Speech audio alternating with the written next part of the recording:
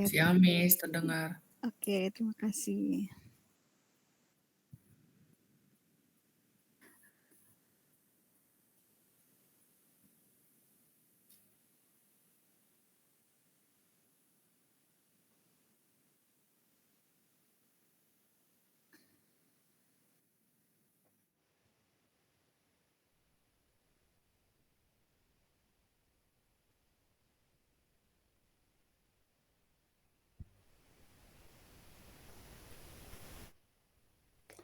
Oke, jadi seperti yang saya bilang minggu lalu, Anda perhatikan yang materi perluasan merek. Itu kemarin waktu kita onsite kan kita udah diskusi bagaimana caranya ketika ada suatu merek, terus kemudian kita bikin perluasan merek, itu strateginya seperti apa. Jadi apa ya?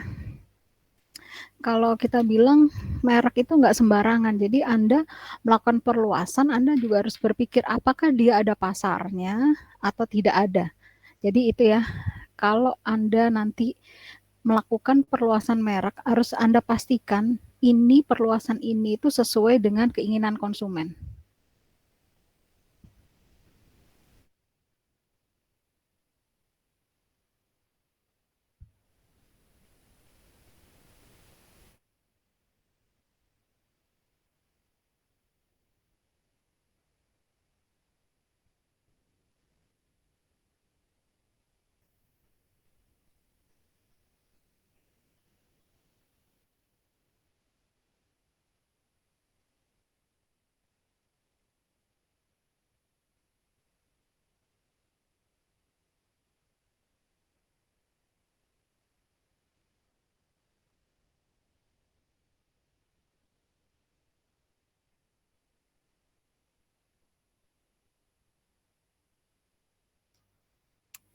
Oke.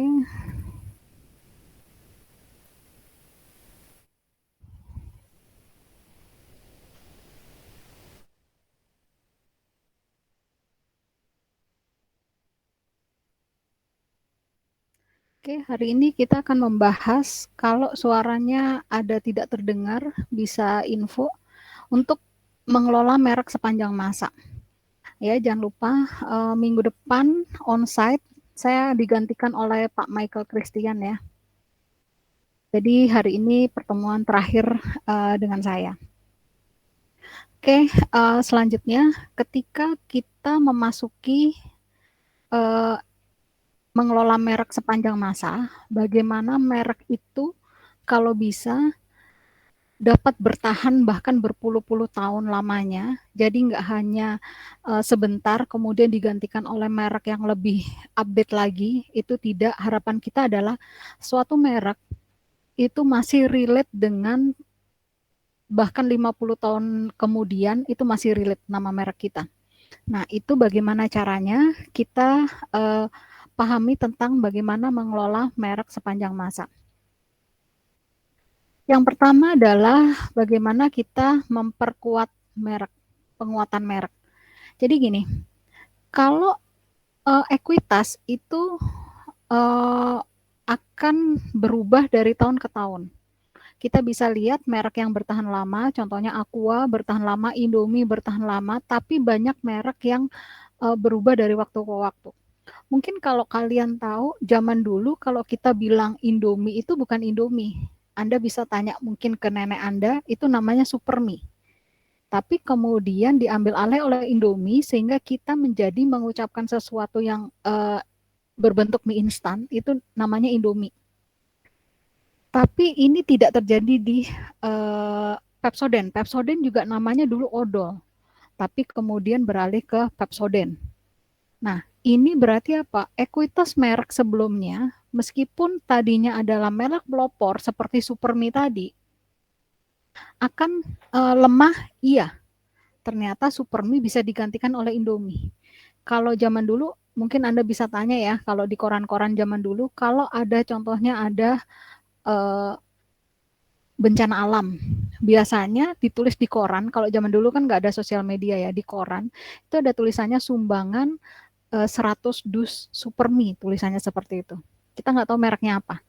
Tapi sekarang sudah mulai kita mengucapkan itu sebagai Indomie, padahal kita mungkin itu mereknya adalah mie sedap, tapi kita sebut itu sebagai Indomie. Nah, ini berarti apa? Ekuitas bisa berubah, iya, ketika kita nggak bisa menjaga itu. Nah, kemudian PR kita sebagai pemasar adalah bagaimana memastikan konsumen memiliki struktur pengetahuan yang mendukung ekuitas merek. Mungkin kalau Anda tahu ya, zaman dulu, kalau nggak zaman dulu, 10 tahun yang lalu, ketika Anda punya tas merek Guess itu keren. Terus kemudian sekarang kita bisa lihat dia sudah mulai tergantikan. Dulu nggak ada Uniqlo, nggak ada Zara, sekarang ada. Terus kemudian ada beberapa merek, contohnya Ocean Pacific contohnya. Dulu itu sangat bagus. Anelo contohnya. Tapi sekarang kita bisa lihat sudah digantikan oleh merek-merek baru. Ada beberapa merek baru yang tadinya tidak ada, kemudian tapi sekarang menjadi merek yang mendunia dan bahkan orang-orang tahu ini merek apa. Ekuitasnya menjadi tinggi. Nah, kita bisa lihat bahwa tidak hanya tergantung pada kualitas produk. Kalau kita sebagai pemasar seperti itu, kualitas produk Anda jaga dengan baik, tanpa ada struktur pengetahuan dari konsumen, tidak ada ekuitas merek, itu akan percuma. Kita bisa lihat mungkin ada brand-brand tertentu yang Anda tahu kualitasnya tidak terlalu bagus, tapi struktur pengetahuan di konsumen itu bagus, dia menjadi bagus.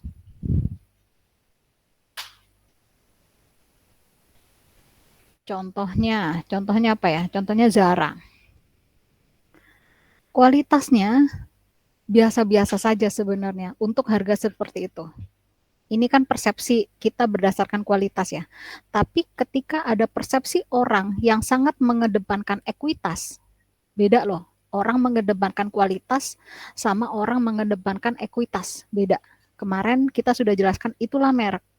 Ketika orang mengedepankan kualitas, dia akan berpikir dengan harga seperti itu, dengan kualitas seperti ini, itu bernilai atau tidak. Itu orang yang mengedepankan kualitas. Tapi kemudian ada orang yang mendepankan ekuitas. Merek yang lagi tren apa, dia akan menganggap itu bagus. Nah, berarti kita akan, kalau kita seorang pemasar, apa yang lebih diutamakan zaman sekarang?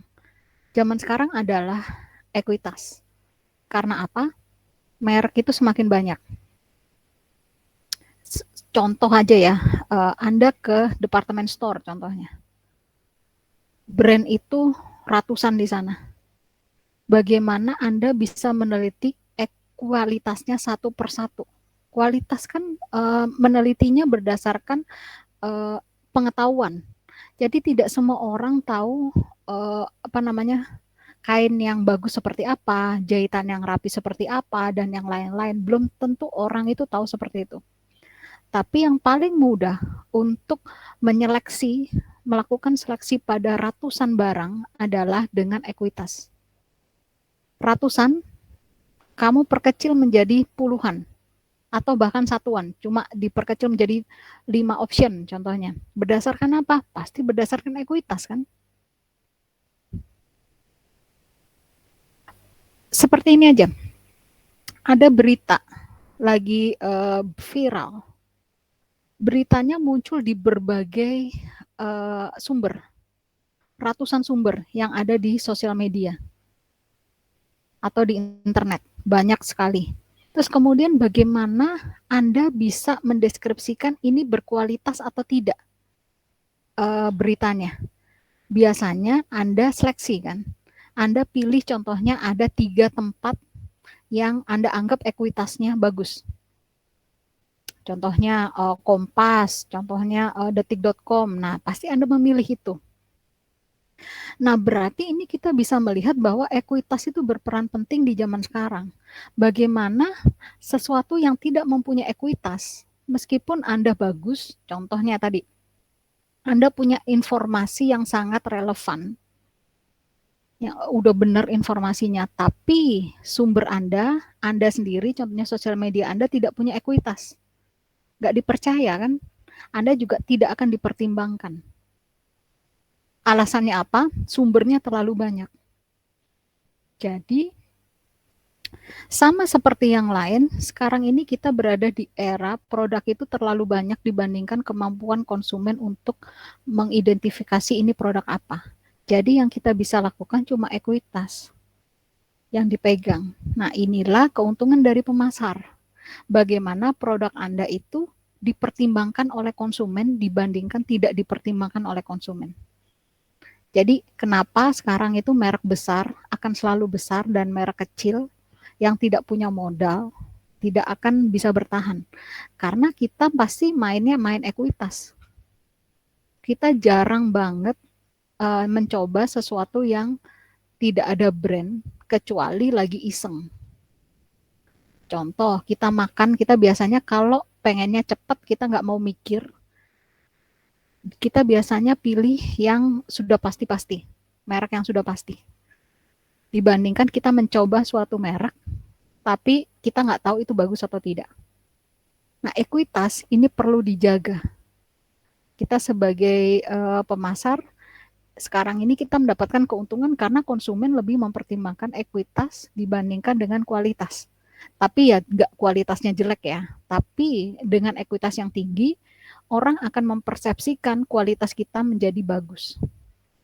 Anda bayangkan deh, ada beberapa brand memang nggak tahan lama, contohnya kulitnya gampang letek atau apapun, tapi karena ekuitas mereknya bagus, orang menganggap itu bagus, dan dia akan dibeli. Nah ini juga pertimbangan tertentu, ekuitas tuh sekarang nomor satu. Nah itu ya, ekuitas terjadi karena apa? Struktur pengetahuannya cukup. Jadi ekuitas terbentuk, kemarin kita bilang ya, ada brand knowledge itu nomor satu. Kalau mereka tidak tahu, gimana mereka suka. Bahkan kita tahu ya, siapa yang akan menjadi calon presiden atau calon kepala daerah, itu biasanya dipilih yang ekuitasnya tinggi, yang orang-orang kenal. Karena apa?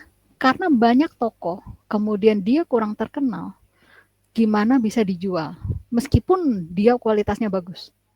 Nah ini yang kita harus paham ya. Saya berusaha hubungkan dengan sesuatu yang relate zaman sekarang karena sekarang mau pilpres, pilkada dan yang lain-lain. Jadi gini, mungkin di daerah ada orang yang sangat kompeten, tapi pemasarannya kurang, ekuitasnya kurang, gimana dia bisa terlihat?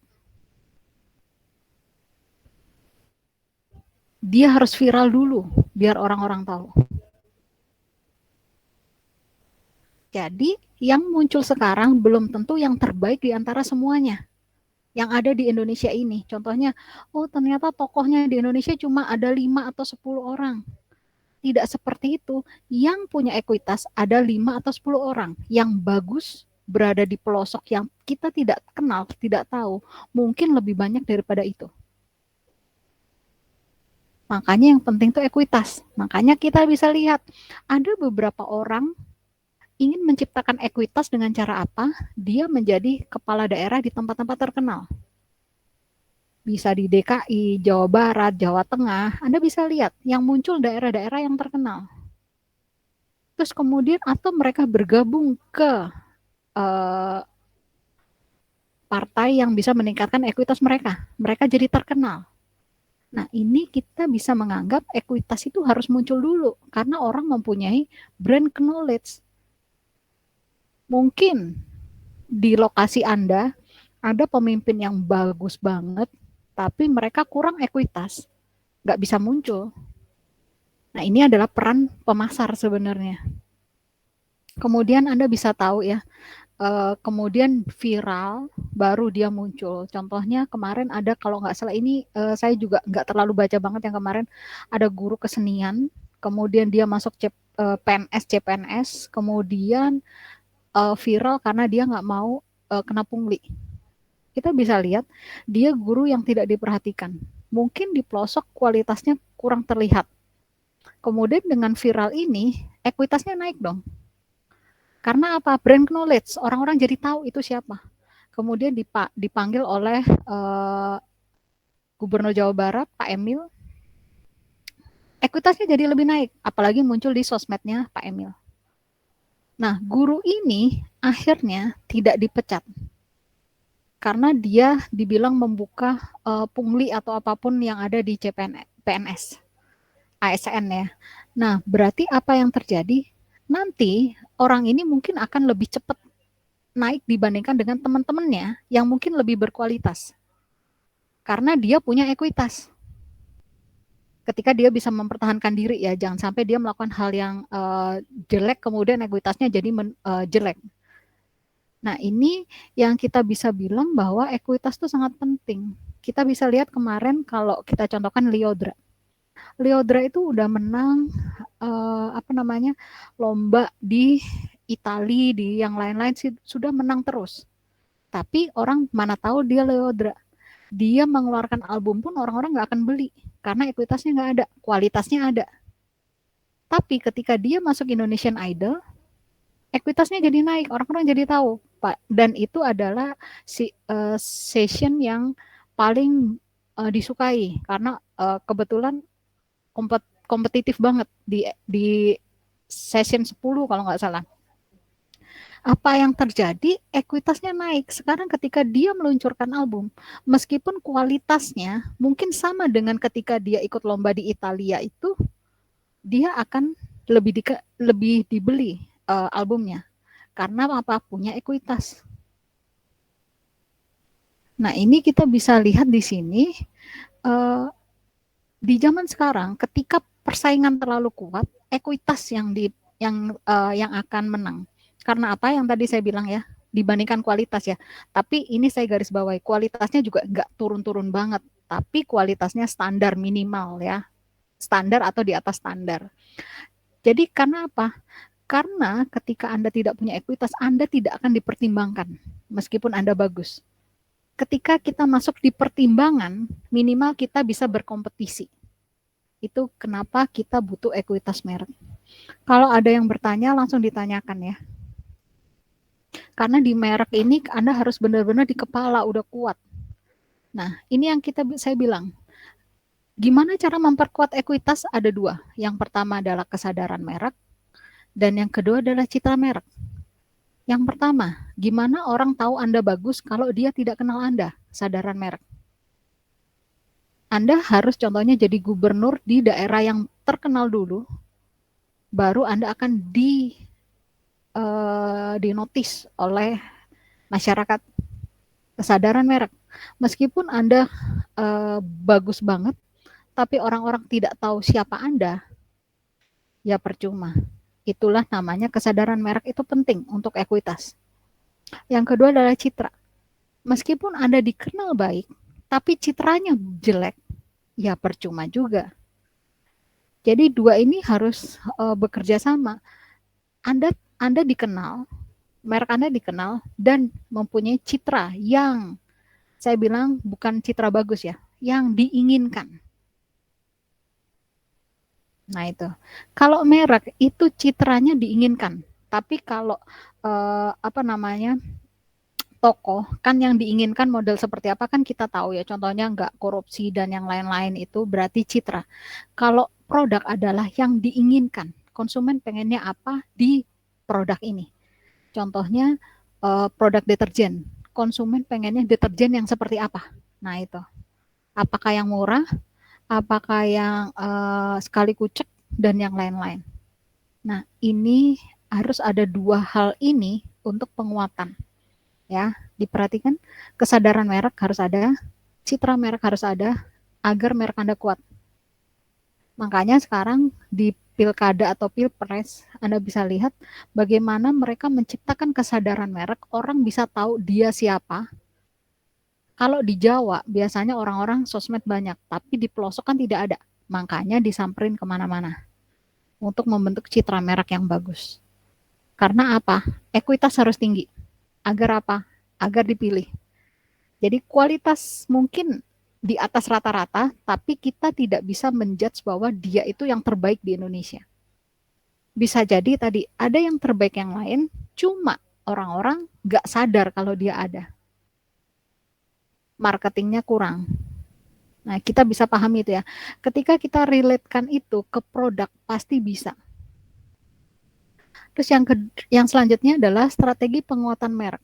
Kalau merek pengen kuat, itu yang pertama adalah menjaga konsistensi, ya. Bisa juga Anda konsisten.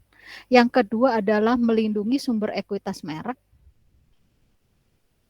Dan yang ketiga adalah menyeimbangkan antara memperkuat dan memanfaatkan merek. Yang pertama kita ke menjaga konsistensi dulu. Ini ada 3 ya, konsistensi, melindungi sumber ekuitas, dan menyeimbangkan. Yang pertama adalah menjaga konsistensi. Kalau menjaga konsistensi, yang pertama adalah kita lakukan dengan dukungan pemasaran yang konsisten untuk merek yang telah mencapai pemimpin pasar. Nah ini, ketika Anda sudah mencapai pemimpin pasar, Anda pastikan pemasarannya konsisten.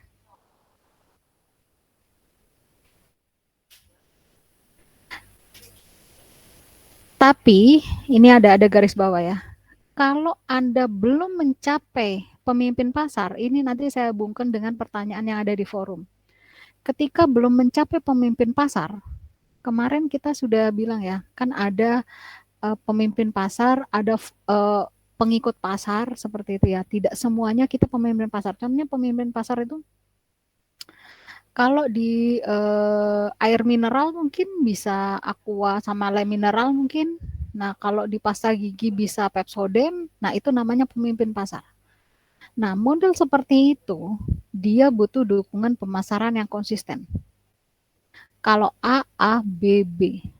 Kayak gitu. Jangan berubah karena apa? Dia itu dipandang.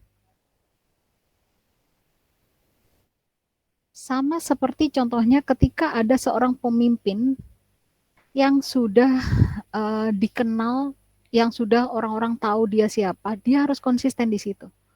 Ketika dia melakukan sesuatu blunder, biasanya konsistensinya akan rusak. Nah, ini yang harus kita hati-hati di sini. Ketika Anda sudah mencapai pemimpin pasar, tahu ya pemimpin pasar, contohnya di pasta gigi itu adalah Pepsodent, itu kemudian kita bisa melakukan dukungan pemasaran yang konsisten. Nah, kita contohkan gini, Disney ini sangat setia pada strategi mereka ketika sudah mencapai posisi kepemimpinan pasar yang unggul. Disney itu sudah punya banyak icon. Kita bisa lihat dia secara konsisten konsistensinya apa? Dia memberikan cerita-cerita yang mempunyai makna moral yang baik. Itu intinya. Tapi dia menciptakan suatu icon, apapun itu. Baik itu Mickey Mouse zaman dulu atau sampai yang sekarang. Toy Story contohnya yang sekarang. Semuanya Anda bisa lihat dia itu membentuk image pembentukan moral yang baik. Intinya seperti itu. Baik dari Mickey Mouse dulu. Nah, Anda bisa lihat kenapa Mickey Mouse udah jarang digunakan. Makanya sekarang lebih ke sesuatu yang baru-baru. Karena mungkin Mickey Mouse itu dipertahankan sebagai nostalgia marketing nanti di sesi selanjutnya. Nah, ketika Mickey Mouse tadi dihubungkan dengan sekarang, mungkin anak zaman sekarang merasa nggak relate dengan Mickey Mouse. Bisa jadi seperti itu. Mungkin dia akan berpikir bagaimana caranya merelatekan yang dulu dengan yang sekarang. Nah, kemudian tadi ada pertanyaan. Disney, saya dulu tadi. Yang saya jawab di forum, kita bisa lihat di zaman itu Cinderella itu menjadi suatu tokoh di Disney yang mencerminkan moral di zaman itu. Moral di zaman itu orang harus baik, menurut, nanti akan dipinang oleh pangeran yang baik hati. Itu adalah moral zaman dulu. Jadi dicerminkan bahwa wanita itu yang penting baik hati, menurut. Nanti akan mendapatkan buah dari kebaikan tersebut. Nah, cerita ini ketika di apa ya, di-remake di zaman sekarang mungkin nggak akan sesuai. Karena apa? Eranya sudah berubah. Makanya tadi ada muncul bahwa kenapa sekarang Disney, Ariel yang tadinya itu saya sendiri, pribadi saya juga beranggapan bahwa Ariel itu adalah putri duyung, kulit putih, rambut merah. Kan itu ya, kita selalu berpikir seperti itu. Tapi kemudian sekarang sudah dibikin kulitnya kulit hitam dan rambutnya coklat. Dia akan merusak dari konsep Ariel itu sendiri. Sekarang gini, kalau kita bicara seperti itu, mungkin dia mempunyai pertimbangan khusus, yaitu tidak ada kesamaan etnis dan yang lain-lain. Kemarin saya sudah bilang, kenapa di zaman itu uh, orang, kenapa kita ini di mana-mana di dunia itu selalu berpikiran bahwa orang cantik itu rambutnya berwarna, artinya bukan hitam, dan hidung mancung, mata biru, Anda pakai softline biru, kemudian rambut dicat warna, itu kenapa seperti itu? Kenapa nggak kita pakai contohnya rambut hitam atau yang lain-lain? Atau ada beberapa orang yang suntik putih. Itu karena kita dari zaman dulu itu uh, bermain dengan sesuatu yang berasal dari Amerika dan Eropa. Contohnya Anda dari kecil main Barbie. Jadi faktor kecantikan atau ketampanan itu berasal dari Barbie dan uh, pasangannya. Ken kalau nggak salah pasangannya. Nah itu Anda berpikir, oh cantik itu seperti ini, seperti Barbie saya. Dan ketika Anda besar, Anda mungkin akan terstimuli secara tidak sengaja, Anda kepengen seperti Barbie ini. Itu kan istilahnya apa ya? Perasaan dalam pikiran itu akan muncul secara tidak sengaja. Oh, saya mau matanya biru, saya pakai softline. Terus kemudian, oh saya mau rambutnya warna ini seperti Barbie saya dan yang lain-lain. Nah, tapi konsep tadi berubah setelah uh, perubahan selera itu mungkin memakan waktu agak lama. Karena apa? Itu lebih seperti evolusi, bukan revolusi. Nah, ketika kita sudah terbiasa seperti itu, Anda bisa lihat kemudian Miss Universe, biasanya yang menang adalah orang yang cantiknya memang seperti Barbie, yang memang di mindset orang-orang, sebagian besar orang itu seperti itu, harus seperti itu. Matanya warnanya apa, hidungnya seperti apa, kulitnya seperti apa, badannya seperti apa, itu sudah ada idealnya. Tapi kemudian di era sekarang sudah mulai orang-orang lebih menyukai Korea, simbol kecantikan sudah mulai berubah. Lisa Blackpink sudah mulai diikutin oleh orang-orang Amerika yang memang dia merasa dirinya itu paling oke. Nah, ini kenapa Disney juga harus melakukan adaptasi tersebut. Nah, itu kita balik lagi ke brand ini. Makanya Ariel tadi dibikin sebagai warna yang berbeda dibandingkan dengan yang sebelumnya, yang selalu identik dengan orang Eropa dan orang Amerika. Kalau Anda lihat, semua icon dari Disney itu selalu identik dengan orang Eropa dan orang Amerika. Kulit putih, rambut berwarna, terus kemudian mata biru atau mata hijau dan yang lain-lain. Tapi kita bisa lihat uh, tren membawa sesuatu itu menjadi berbeda. Yang tadi udah mulai ke Asia juga, icon kecantikannya juga mulai ada. Bahkan Beyonce juga mulai menjadi icon kecantikan juga, meskipun dia sangat berbeda dengan icon kecantikan yang sebelumnya, seperti yang ada di Miss Universe. Nah, kalau soal Ariel, memang mungkin dia lebih mengidentikan ke uh, persamaan etnis. Tapi saya pribadi, saya lebih ke arah mungkin ya, saya lebih ke arah mungkin jangan pakai tokoh Ariel ya. Mungkin dia menciptakan tokoh yang lain seperti Elsa. Kalau Anda bisa bicara, ini kan cuma diskusi. Elsa itu dia tidak mengambil tokoh Cinderella. Karena Cinderella itu biarlah hidup seperti itu dan di zamannya. Tapi dia menciptakan ikon baru yaitu Elsa. Anda bisa lihat Elsa itu tidak tergantung pada laki-laki, intinya seperti itu. Terus dia juga lebih mandiri. Yang dia tekankan adalah kebaikan hati dan rasa kerjasama dengan saudara. Moralnya seperti itu. Bagaimana dia mencintai istilahnya saudaranya, itu yang hilang di zaman sekarang. Kita seperti sama saudara itu seperti sama orang lain, tapi Elsa sama Anna bisa menciptakan itu menjadi saudara itu soulmate. Nah, itulah moral bagus baik di zaman sekarang. Jadi relate banget. Dibandingkan Anda menjadi wanita yang baik hati, kemudian menunggu untuk dipinang oleh pangeran. Itulah Elsa. Anda bisa lihat sampai di sesi terakhir, dia lebih mengutamakan dengan kekuatan kemandirian seorang wanita.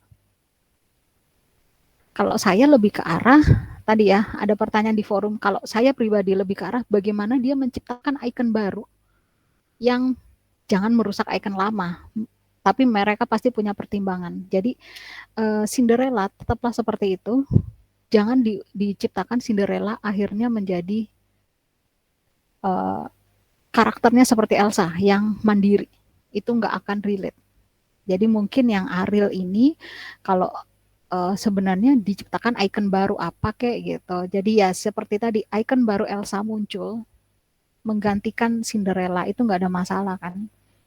Nah itu lebih ke arah seperti itu. Tapi mungkin dia mempunyai pertimbangan yang khusus. Terus juga kita lihat ketika Anda sudah menjabat pemimpin pasar seperti Disney, Anda harus memiliki dukungan pemasaran yang konsisten. Ketika Anda berkomitmen untuk menghilangkan perbedaan diskriminasi etnis, jadi kalau dulu kan lebih ke arah suka orang bule, kemudian sekarang sudah mulai ke etnis-etnis yang lain, sudah masuk ke cerita Disney. Terus bahkan di era yang sudah terbuka terhadap LGBT, Disney sudah mulai secara eksplisit, bukan secara implisit ya, secara tidak terang-terangan, dia sudah mulai ke arah sana. Jadi ini yang kita bilang bahwa kita jangan terpengaruh bahwa oh nggak boleh gini, nggak boleh gitu. Tapi mungkin Disney ini dia merasa bahwa konsistensinya ada seperti itu, dia ada seperti itu. Kalau orang di benua yang lain, contohnya di benua Asia merasa ini belum relate, ya jangan nonton yang film yang ini, tontonlah yang lain, contohnya yang Frozen. Tapi yang ini, contohnya yang ada Beauty and the Beast, ada Zootopia, itu jangan ditonton. Karena di pasar Eropa dan Amerika, ini sudah mulai diterima dan ada pasarnya. Nah, ketika itu kita bisa bicara secara marketing, ketika sesuatu ada pasarnya, kenapa kita nggak bikin? Kan gitu ya. Jadi Anda jangan berpikir bahwa pasarnya itu cuma di Asia. Nah itu, kalau Anda ada pertanyaan, kenapa Disney kok sudah bikin yang merusak moral anak muda, contohnya dengan dia concern terhadap LGBT. Anda harus berpikir secara dunia. Kita berada di mana? Ketika kita berada di Asia, mungkin pikiran kita seperti itu. Saya pun seperti itu. Tapi Disney kan ini melayani seluruh dunia. Dan ketika di Eropa sama di Amerika sudah menganggap itu sesuatu yang harus dipertahankan, dia merasa ada pasarnya di sana. Dan pasarnya bukan Anda. Nah itu, kita bisa bicara pasar ya. Jadi jangan kita sebagai pemasar, ketika kita merasa, zaman sekarang kan kita merasa dari penduduk global. Jadi jangan merasa Anda itu seperti apa. Contoh gini, oh produk ini sekarang harganya mahal ya, dulu murah. Pemasar cuma bilang, Anda bukan pasarnya. Jadi Anda jangan berpikir ngejudge produk, kenapa kok seperti itu, kenapa kok seperti ini. Bisa jadi Anda bukan pasarnya. Itu.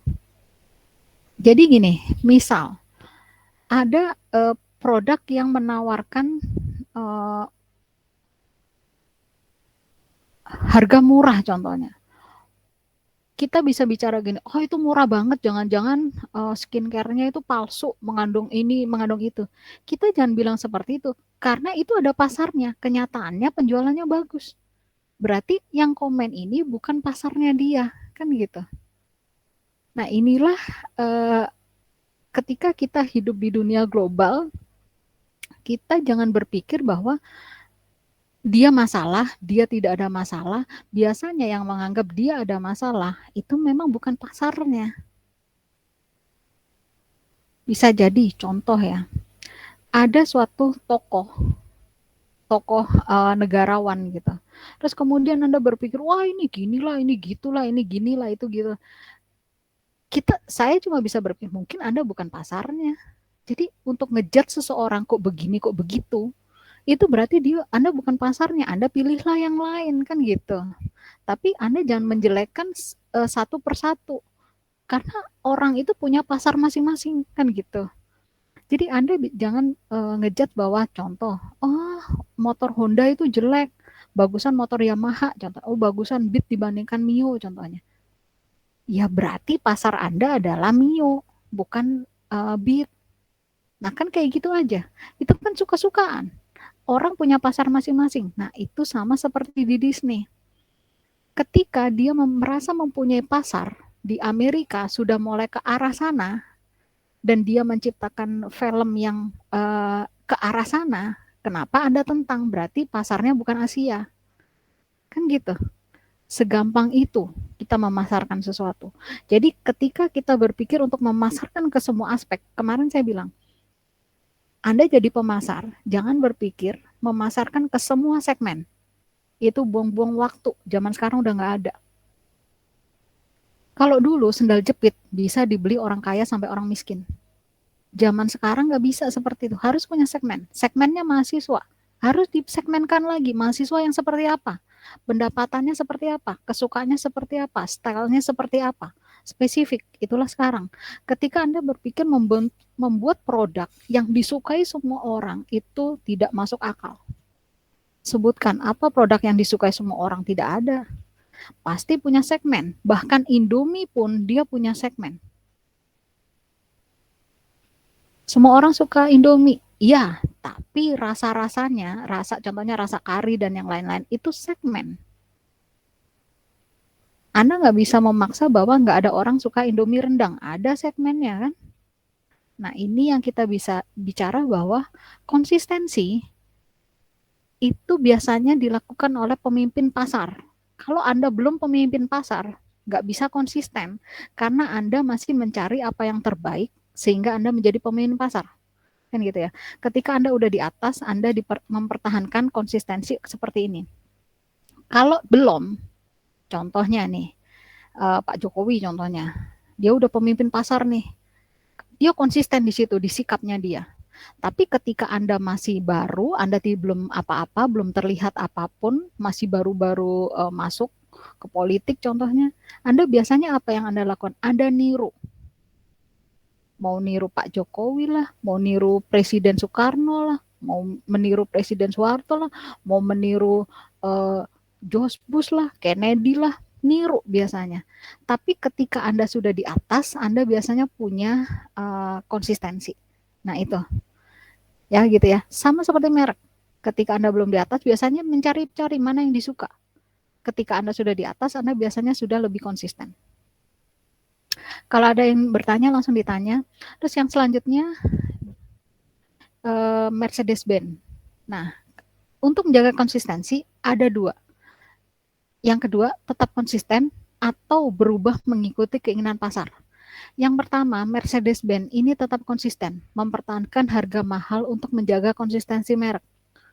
Jadi Mercedes-Benz ini salah satu yang tetap konsisten dikala beberapa produk mulai mengikuti keinginan pasar. Contoh, kalau kita bandingkan mobil sama mobil, Toyota itu lebih ke arah segmen atas sampai segmen bawah dilayani. Yang Avanza dilayani, yang paling mahal Alphard dilayani. Alphard nggak kalah sama Mercy, tapi tetap dilayani semuanya. Berarti dia mengikuti keinginan pasar. Terus apa istilahnya? Kalau Mercedes-Benz, dia tetap konsisten di segmen atas. Dia tidak membentuk segmen bawah. Nah, ini bisa juga dia itu konsisten. Ini pilihan ya, tidak ada yang baik, tidak ada yang jelek. Sama seperti Apple, iPhone contohnya, dia konsisten di level atas. Beda sama Samsung dan yang lain yang main di beberapa level. Oke ya, tetap konsisten atau berubah. Nah, ini Meta. Facebook ini bukan produk Facebook loh ya. Dia adalah perusahaan Facebook. Sama seperti contohnya Trans Corporation itu ada di bawahnya ada Transmedia, ada Trans Studio, ada Trans TV. Nah, itu. Ini adalah perusahaan. Namanya Facebook Corporation tadinya kan. Nah, ini berganti menjadi Meta. Di Facebook, perusahaan Facebook, itu aplikasinya ada Facebook, ada Instagram, sampai WhatsApp. Jadi bukan yang berubah Facebooknya, tapi yang berubah adalah nama perusahaannya.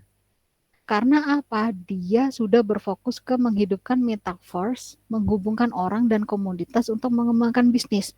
Jadi dia berubah itu mengikuti kemajuan teknologi.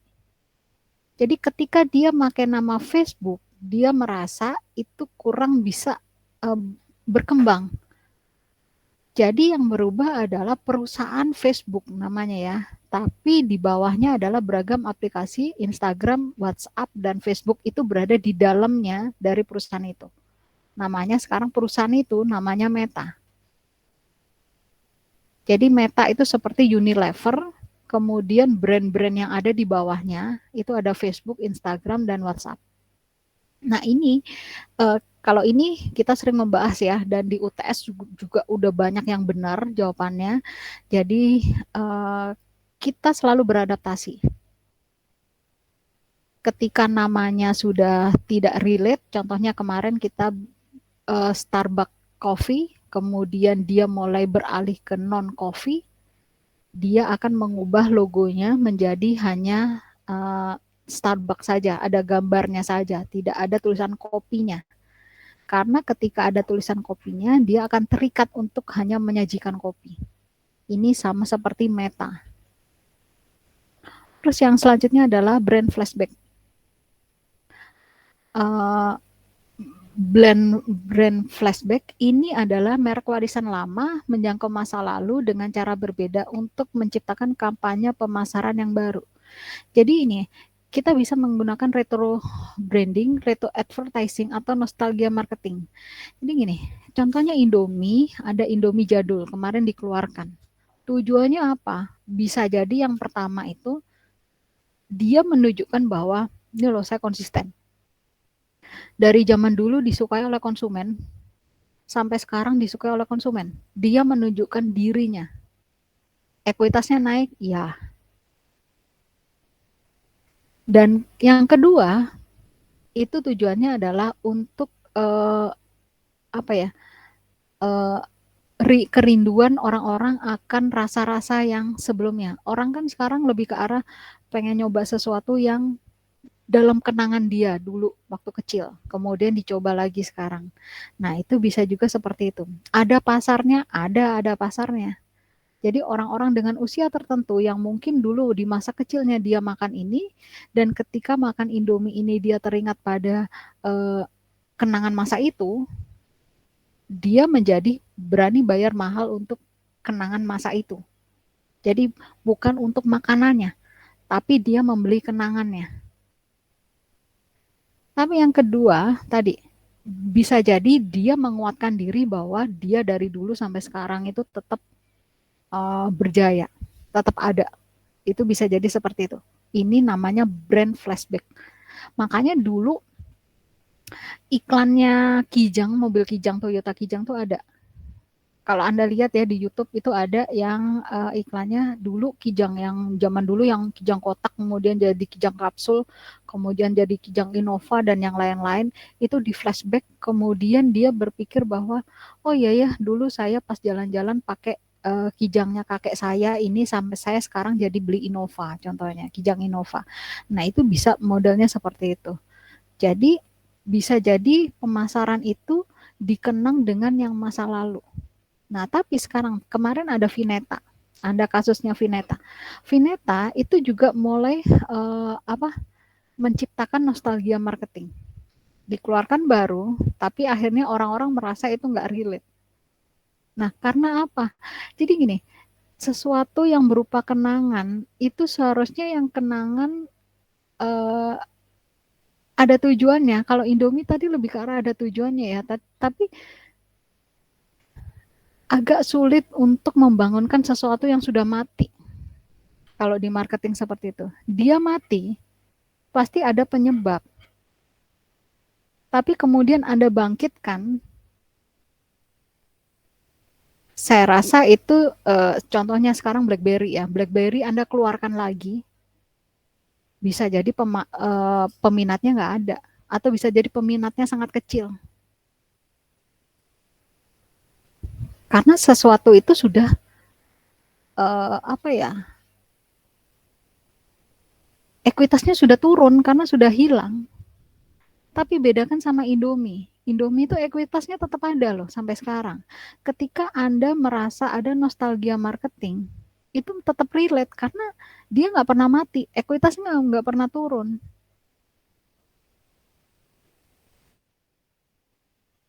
Logikanya gini ya, kalau kita agak berpikir ya,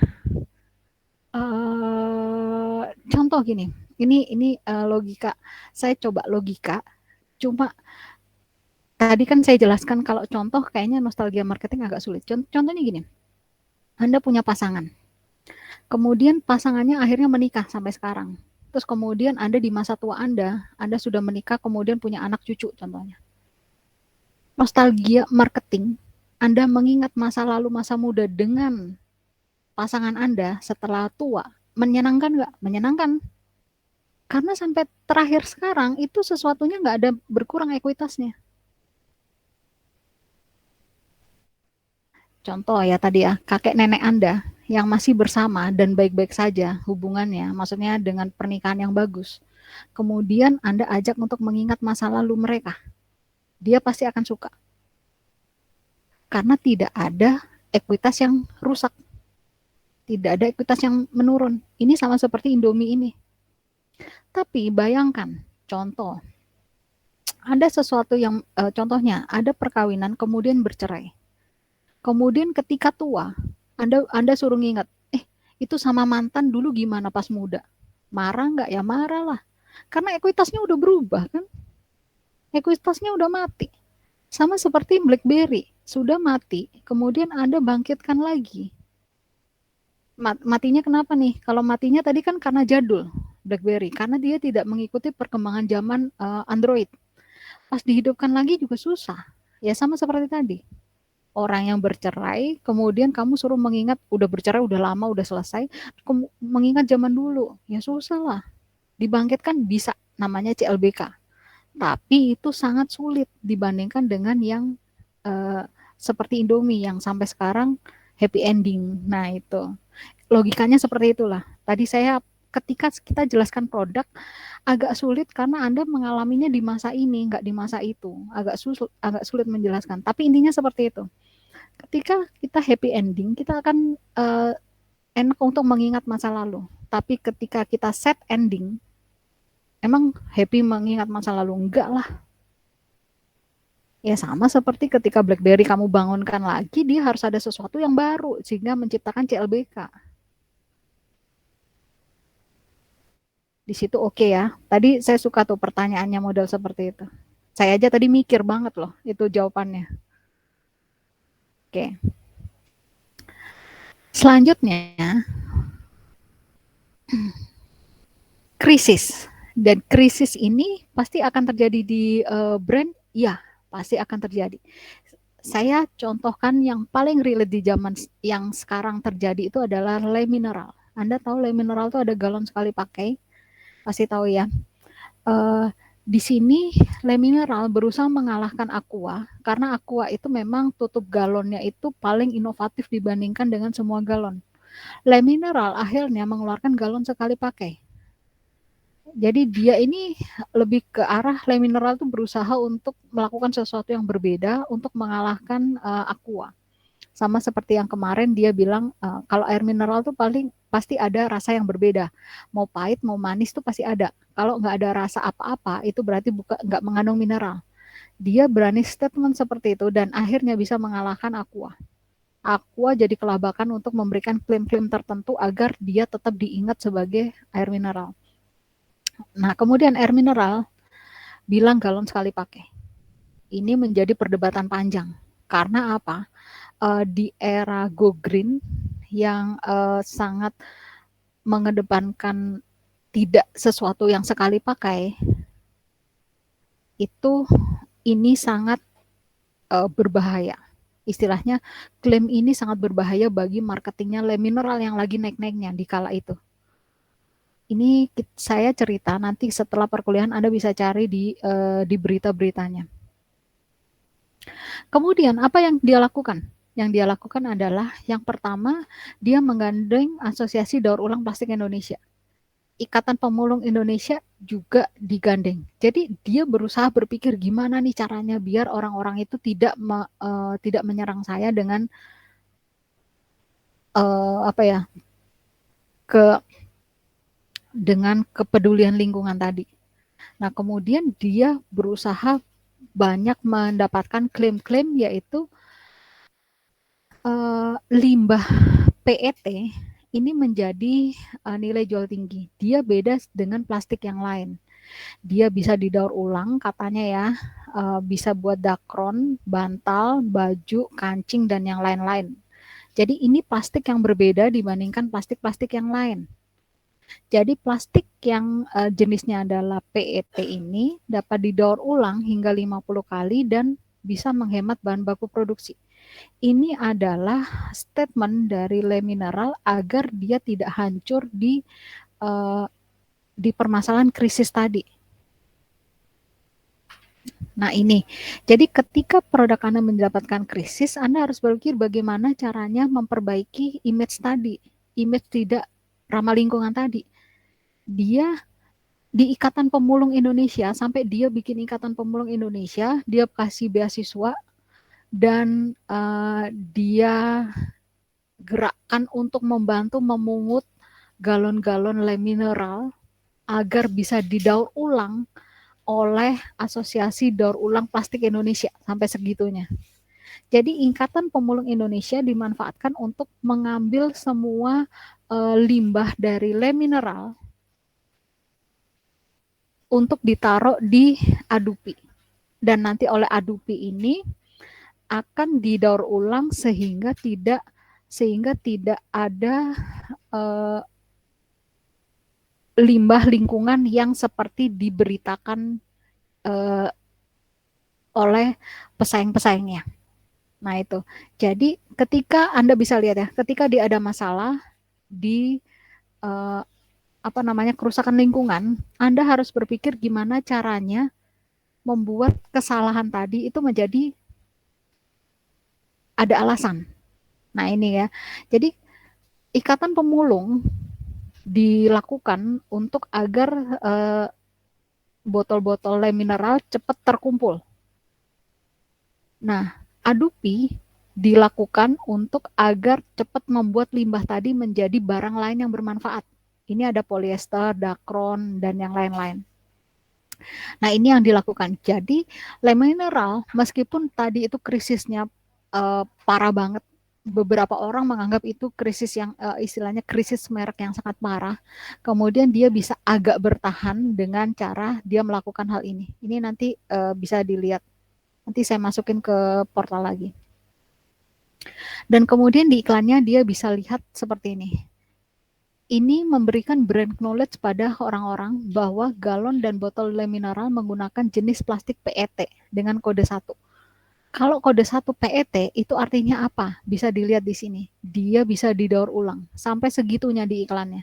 Jadi dia menciptakan brand knowledge yang membuat orang-orang itu akhirnya tidak mencemooh Le Mineral lagi sebagai barang-barang yang tidak ramah lingkungan. Jadi gitu ya, ketika Anda membuat kesalahan, Anda harus melakukan sesuatu yang bisa membersihkan kesalahan tersebut sehingga tindakan yang Anda lakukan menjadi ada alasannya.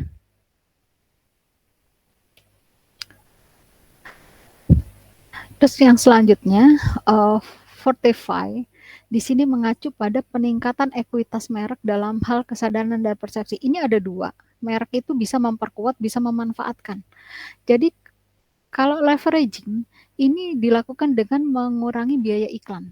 Jadi biaya iklan dikurangi, harga tinggi, dan perluasan merek. Ini ya di kolom kedua. Ini saya mulai cepetin. Jadi dilakukan dengan mengurangi biaya iklan. Jadi iklannya nggak banyak-banyak. Harganya tinggi, atau perluasan merek. Tahu ya perluasan merek minggu lalu kita udah jelaskan. Nah, tapi dia harus dua, ini harus saling seimbang. Memperkuat iya, memanfaatkan iya. Diseimbangkan dengan peningkatan ekuitas. Nah, itu yang dimaksudkan. Ekuitas dengan cara apa? Kita bisa lihat yang pertama adalah kesadaran dan persepsi. Jadi gini, ketika Anda melakukan peningkatan kesadaran dan persepsi konsumen secara positif terhadap produk, ekuitasnya menjadi tinggi ya, produknya ekuitas tinggi, apa yang bisa Anda lakukan? Anda harus melakukan leveraging. Dengan cara apa? Biaya iklannya turunin.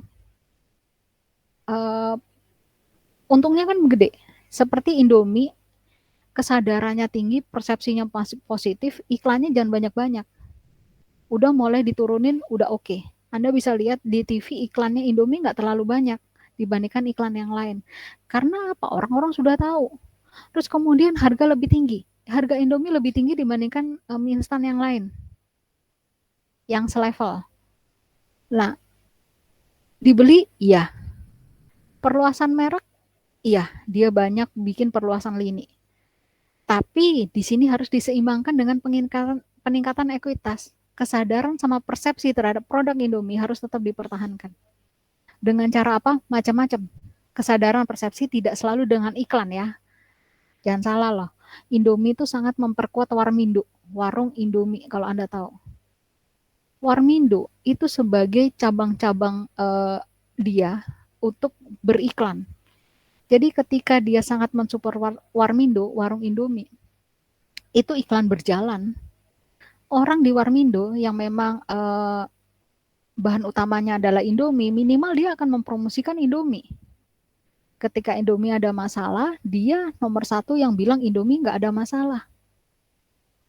Ketika orang-orang itu yang bilang langsung dengan end user, konsumen akhirnya, apa yang terjadi? Mereka akan lebih percaya dibandingkan dengan iklan loh. Nah ini ketika kita sudah mulai berada di atas.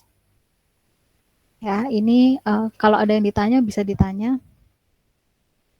Ya kita balik lagi. Tadi udah mulai yang ketiga, kita mulai ke revitalisasi. Nah, kemudian ada pertanyaan, kapan rebranding? Rebranding itu yang pertama ketika tadi, itu ada penjelasan tiga. Yang pertama, ketika saya simpulkan, ketika image-nya dipertanyakan oleh mulai menurun, itu rebranding. Contohnya Aqua. Aqua itu tadinya mengklaim bahwa dia air mineral alami. Kemudian Le Mineral mengklaim bahwa air mineral itu harus ada rasanya. Kamu nggak ada rasa berarti nggak air mineral alami. Berarti Aqua berada di dalam ekuitas yang dipertanyakan. Nah itu biasanya dia rebranding. Terus yang kedua ingin masuk ke sektor baru.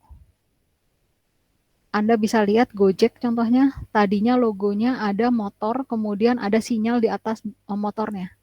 Sekarang berubah karena apa? Gojek tidak hanya motor. GoPlay juga ada.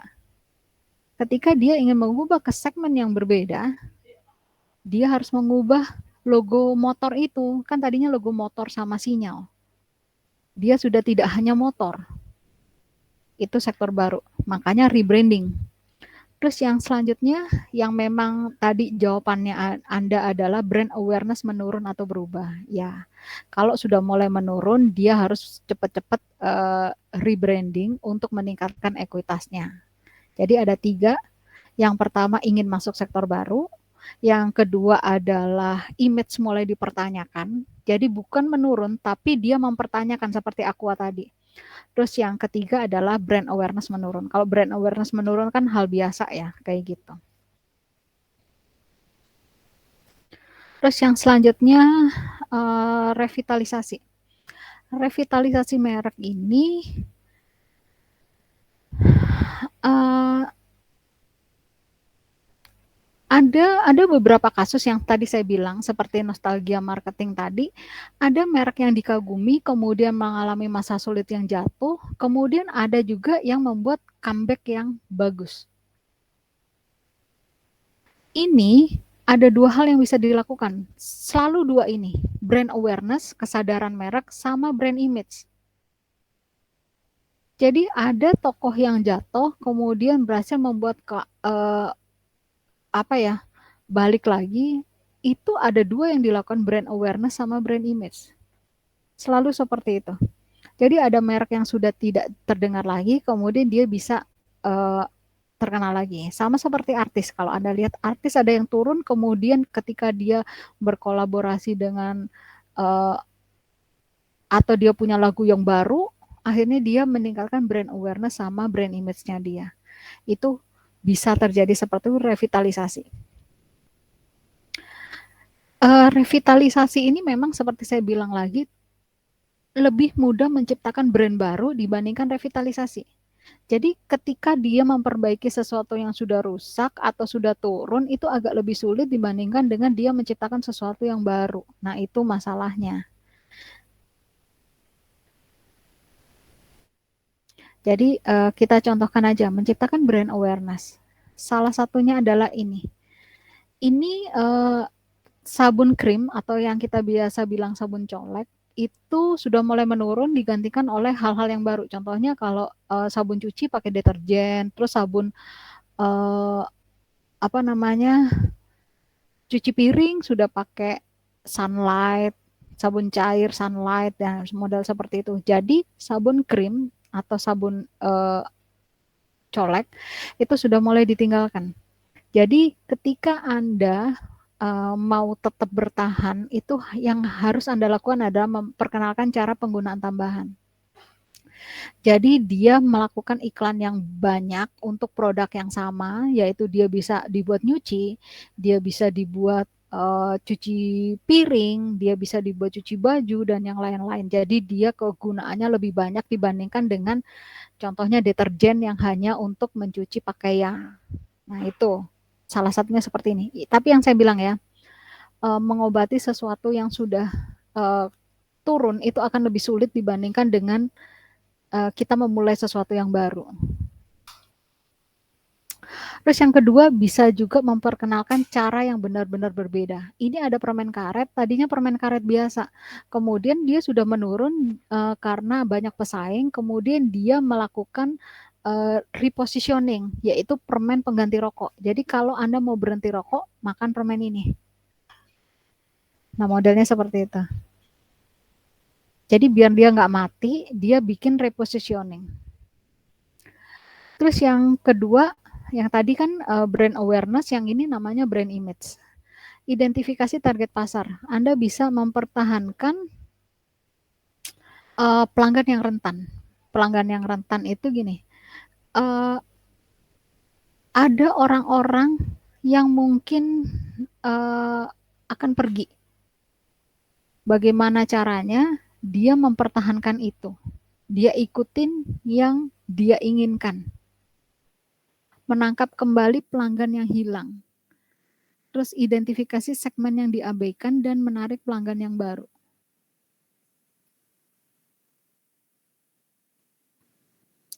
Contohnya gini,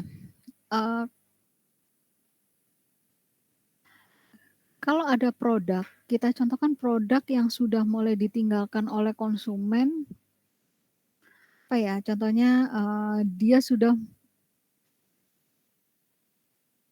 oh gini, orang-orang tadinya pakai makan Indomie, kemudian nggak makan Indomie lagi. Nah itu kita harus tahu caranya kenapa ini brand image-nya.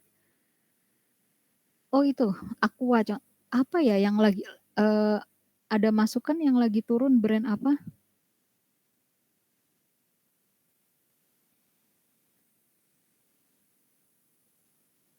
Es krim mungkin ya? Es krim sekarang sudah ke arah, brand-brand yang, resto, bukan lagi brand yang ada di, apa namanya, di supermarket.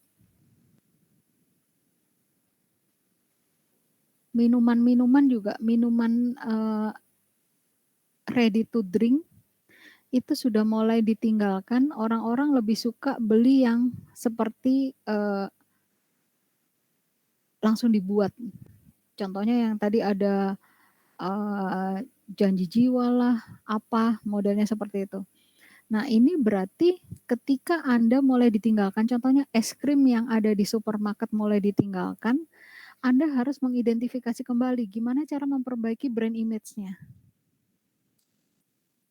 Nah, itu ada caranya, ada 4 ini. Dan Anda harus bisa meraih itu.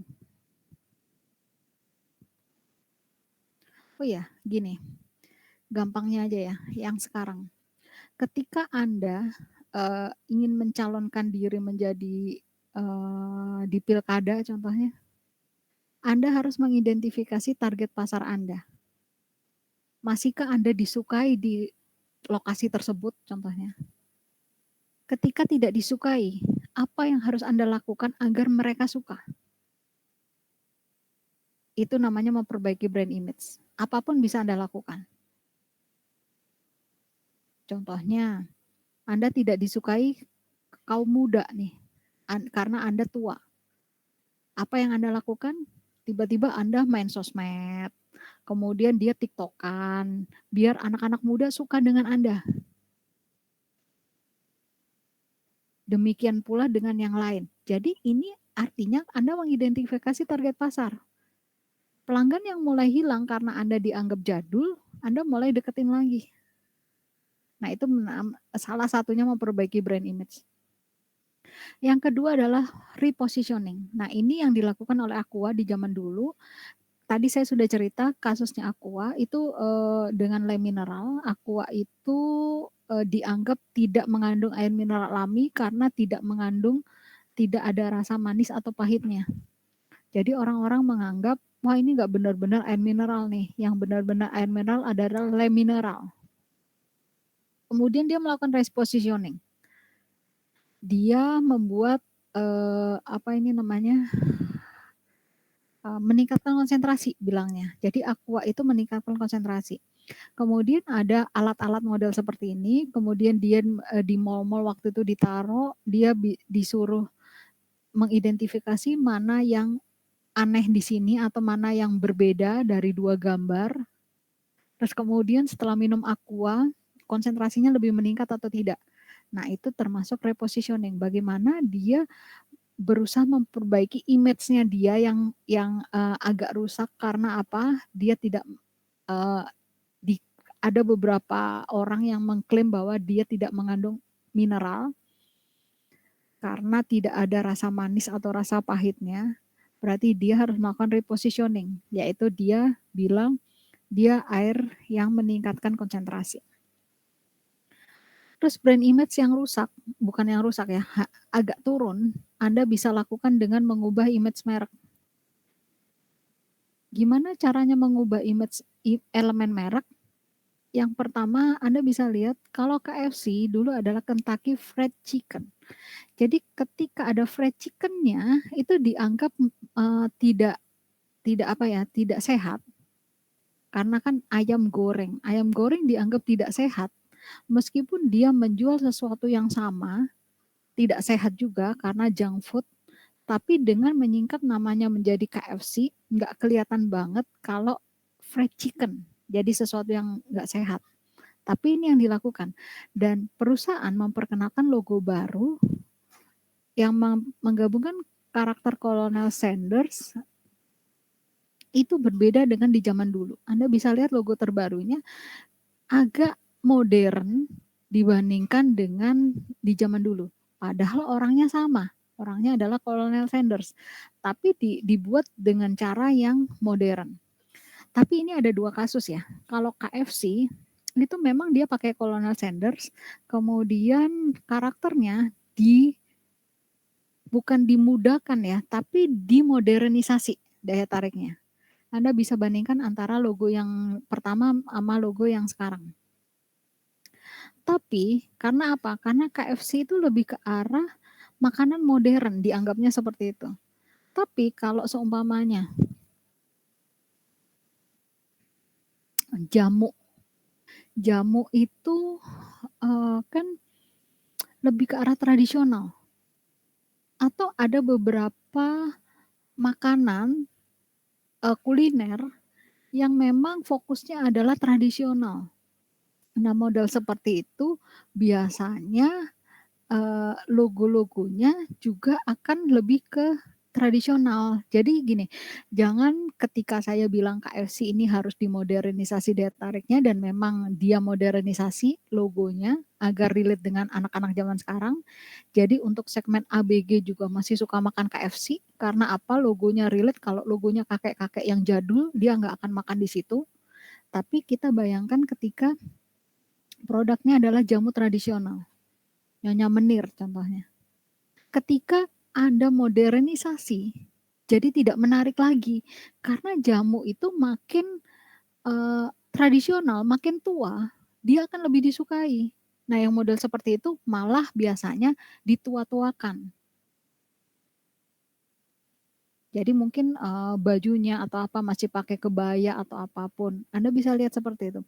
Jadi ketika dia lebih ke arah rasa tradisional, dia biasanya ditua-tuakan. Bisa jadi itu dia pakai kebaya lah, pakai sanggul lah, pakai apa yang untuk menunjukkan ketradisionalannya dia. Nah itu. Jadi perubahan ini, brand image itu Anda harus pastikan ya. Tadi kemarin juga kalau kita bicara perluasan merek, kita harus sesuaikan dengan arah dari brand atau arah dari produknya. Jadi tidak semua harus melakukan sama seperti KFC. Gitu. Jadi Anda harus pastikan kasus per kasusnya. Kasusnya apa, cara menanganinya bagaimana, itu juga harus sesuai. Terus yang selanjutnya adalah penyesuaian portfolio merek. Nah, ini mitigasi. Jadi gini, mitigasi itu adalah membantu memahami bagaimana merek dalam portfolio dapat memenuhi kebutuhan mereka saat mereka berubah atau merek itu berubah seiring dengan adanya waktu. Bukan migrasi ya, ini mitigasi. Ini salah ketik.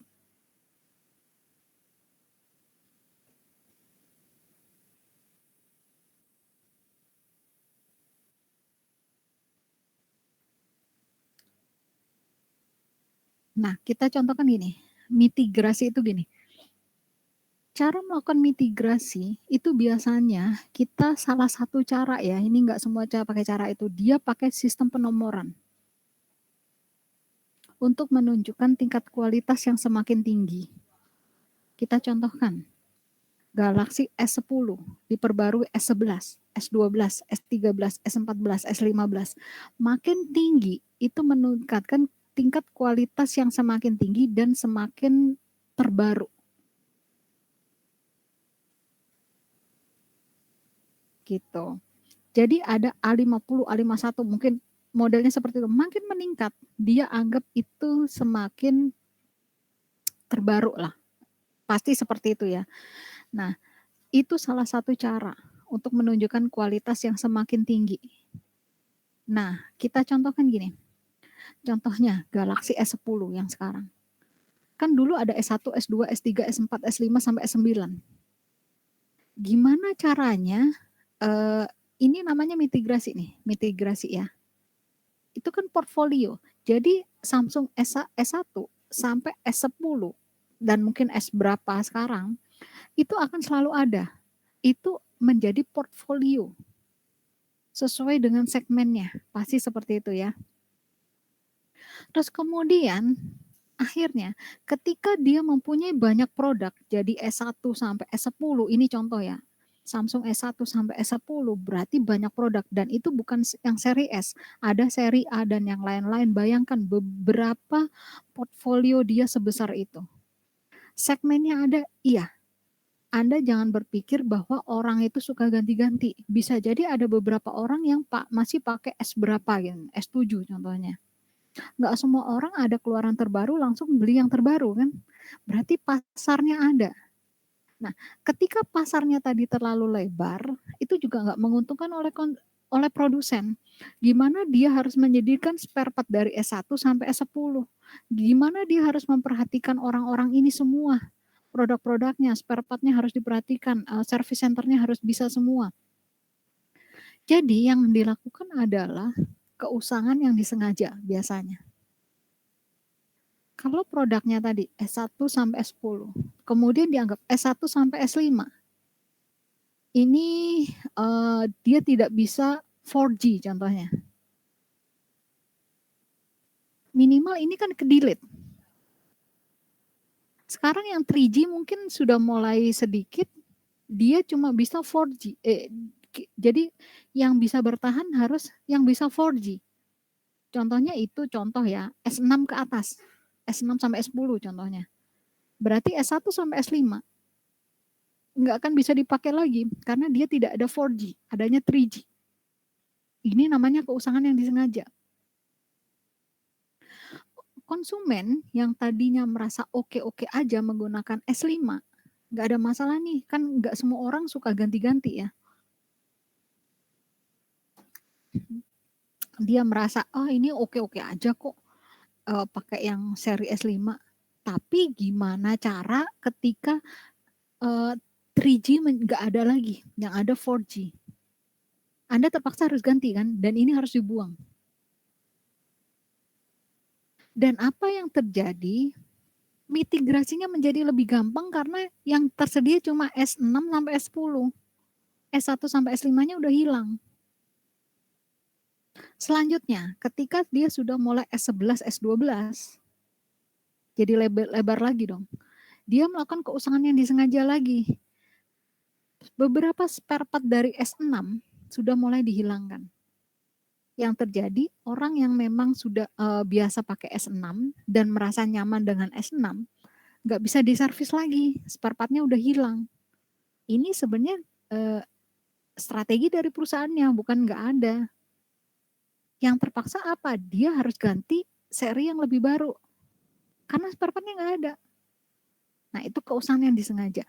Jadi gini, portfolio lebar itu memang diperlukan, tapi terlalu lebar itu juga akan membebani. Ya tadi nanti kita akan lakukan retiring brand tadi. Jadi ada beberapa yang dipotong. Nah, yang tadi salah satunya yang tidak terlihat adalah keusangan yang disengaja. Kita hapus dia dengan cara pelan-pelan. Kalau terlalu frontal biasanya akan merusak ekuitas mereknya. Dianggap kenapa nih nggak kuat ya kalau variannya terlalu banyak. Dan ada beberapa orang gini, contoh ya, tiba-tiba S1 sampai S8 dihilangin. Yang ada S9, 10, 9 sama 10 doang. Apa yang terjadi merusak image loh. Orang-orang kan berpikir, wah ini harga jual kembalinya nggak ada. Jadi orang kan ada yang berpikir gini, ketika saya beli, saya ganti lagi, saya jual masih laku. Nah kalau kita langsung potongnya langsung frontal seperti itu, orang kan berpikir, wah nanti saya nggak laku lagi nih handphonenya kalau dijual. Jadi nggak milih brand itu, milih brand yang lain. Nah, salah satu yang lebih soft untuk melakukan itu ya tadi keusangan yang disengaja. Kita nggak mendeskripsikan bahwa perusahaannya yang melakukan, tapi alam yang melakukan, intinya kayak gitu. Nah itu salah satu trik juga. Jadi kalau ketika kita tiba-tiba nge-cut, itu terlihat pasti orang akan bertanya, ini kenapa? Nah ketika kan konsumen kan berpikir bisa berbeda ya. Ketika memang alasannya sebenarnya masuk akal, tapi ada beberapa persepsi yang sebenarnya bisa merusak kemasuk akalan kita, bisa jadi itu diterima. Jadi kita harus hati-hati untuk nge-cut model seperti ini. Keusahaan yang disengaja itu paling aman untuk nge-cut produk yang portfolionya terlalu besar. Portfolio tahu ya, yang kemarin kita sudah ajarkan. Jadi kalau Samsung itu punya sabun itu banyak. Jadi ada sabun Lifebuoy, ada Kamai, ada Lux, ada Dove, dan yang lain-lain. Itu namanya portfolio. Kenapa dia nggak satu sabun aja? Kenapa banyak sabun? Nah itu contohnya. Terus kemudian retiring brand. Nah kalau ini ada beberapa yang tidak dapat bertahan. Nih, kalau tadi kan seri nggak bertahan S1 sampai S5 cut karena nggak ada 4G. Kemudian yang bisa bertahan S6 sampai S10 contohnya. Nah, S1 sama S5 ini retiring brand untuk yang tadi ya, perluasan lini. Yang kemarin kan ada perluasan kategori, perluasan lini ya. Ini yang lini yang dihapuskan. Nah, bisa jadi perluasan kategori atau perluasan brand. Sumber ekuitas merek mungkin telah hilang maknanya. Jadi bisa jadi tadi atau tercipta asosiasi baru yang merusak. Kalau ini yang lebih ke arah brand yang dihilangkan. Kalau hilang maknanya, contohnya gini, orang-orang nggak lagi, contohnya Supermi nih, orang-orang nggak lagi melihat Supermi itu sebagai sesuatu yang penting. Terus atau ada salami, waktu dulu ada salami, jadi versi murah dari mie instan. Orang menganggap mie instan biasa yang versi mahal, contohnya versi mahal itu Indomie, itu nggak murah juga, nggak mahal juga. Daya belinya sudah mulai tinggi. Jadi ketika ada salami yang menganggap bahwa dia adalah versi mie instan ekonomis, maknanya mulai hilang. Jadi bisa jadi hilang. Gini ya, contoh nih. Unilever punya deterjen ada 2. Brand deterjennya ada Rinso, ada Surf. Rinso itu yang versi mahal, Surf versi murah. Nah, ketika suatu saat daya beli konsumen itu sangat naik, kemudian orang-orang menganggap Rinso itu murah, dan dia menganggap Surf ini terlalu murah dan ecek-ecek, Surf ini bisa hilang. Contohnya tadi, contoh ya, saya nggak tahu itu produksinya mana. Waktu itu salami itu memang di level 2. Jadi contohnya yang mahal, mie instan yang mahal adalah Indomie, versi ekonominya adalah salami. Kemudian ketika di era ini orang-orang daya belinya sudah mulai meningkat dan menganggap Indomie itu murah, merek Indomie itu murah, merek salami menjadi hilang maknanya. Kalau dulu orang-orang masih menganggap Indomie itu makanan mahal, kemudian versi murahnya orang-orang nggak akan beli. Kita contohkan gini, KFC sama McD. Itu di Indonesia adalah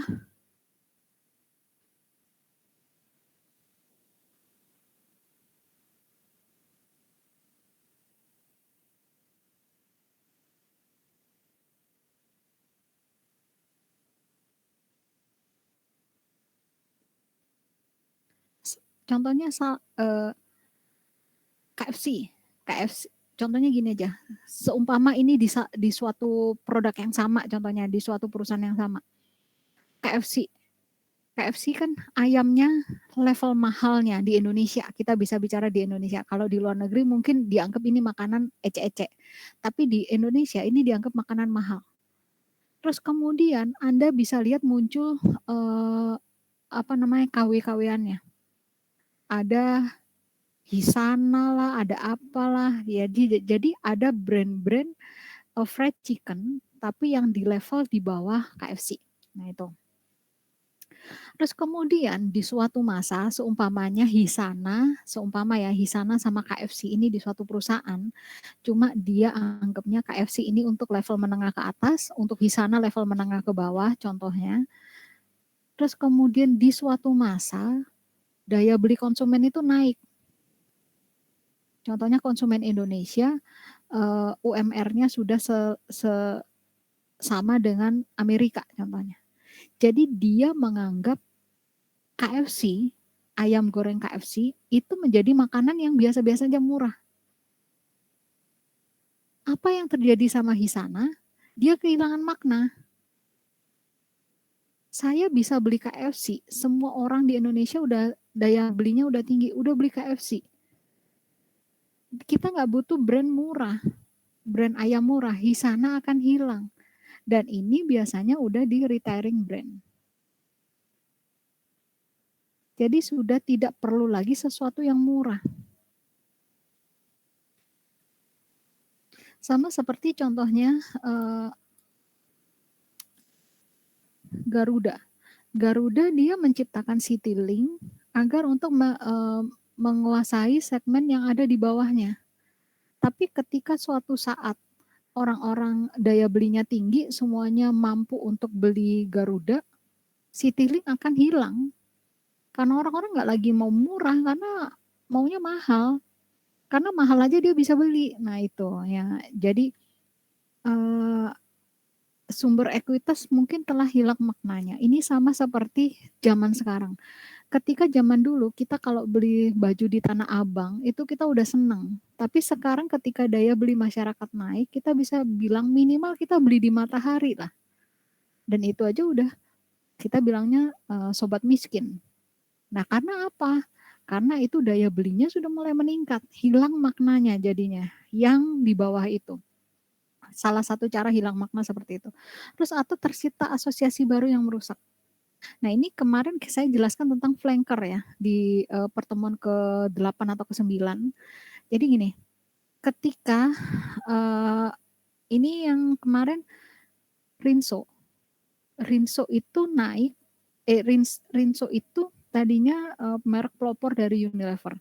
Kemudian mulai muncul BOOM dengan deterjen murahnya. Kemudian orang-orang nggak beli Rinso beralih ke BOOM karena di kala itu orang-orang sudah pakai mesin cuci. Jadi tidak memerlukan rinso yang mahal tapi melembutkan tangan. Karena sudah pakai mesin cuci ngapain untuk istilahnya spesifikasi melembutkan tangan. Dia beralih ke BOOM. Nah, terus kemudian apa yang terjadi? Dia menciptakan Surf untuk menghadapi BOOM. Kemarin kita bilang Surf adalah flanker. Ada di materi ke-9 kalau nggak salah, bisa dibaca. Surf adalah flanker. Dia menghajar BOOM. Tapi apa yang terjadi? Orang-orang balik ke Surf, beli Surf. Oh, Surf aja daripada BOOM. BOOM produksinya siapa? Surf kan produksinya Unilever. Jadi murah tapi bagus. Orang-orang beranggapan seperti itu. Apa yang terjadi? Akhirnya orang-orang dari BOOM beralih ke Surf. Tapi nggak balik ke Rinso. Jadi beda lagi. Tadinya yang beli Rinso ke BOOM, tapi sekarang yang beli Rinso malah ke Surf di satu perusahaan. Padahal Unilever kan akan mempertahankan Rinso-nya, makanya Surf ini tadinya mau di retiring brand lah. Tapi akhirnya tidak, tapi dibikin repositioning. Jadi Surf itu dibilang deterjen pemutih kalau Anda lihat. Agar apa? Asosiasinya tidak merusak Rinso. Jangan sampai pembeli Rinso beralih ke Surf. Jadi dibilang Surf itu adalah deterjen pemutih. Nah itu namanya retiring, tercipta asosiasi baru.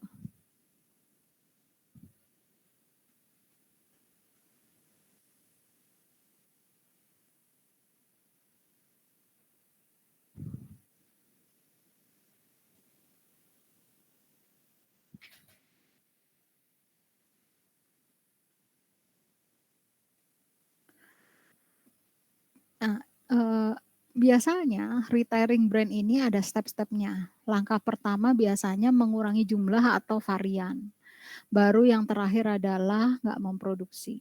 Jadi sama seperti yang saya bilang tadi, contohnya Samsung S1 sampai S5 itu step by tahap demi tahap dikurangi jumlah sama jenisnya.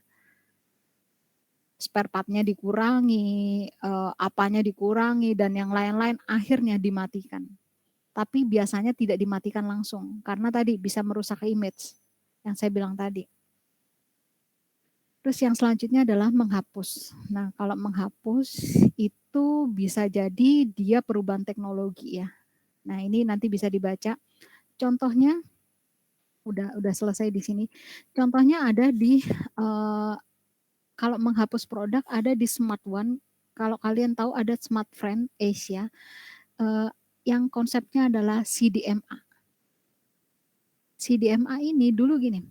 Kalau dulu itu telepon kan pakai telepon biasa, pakai telepon rumah. Terus kemudian bisa pakai telepon koin.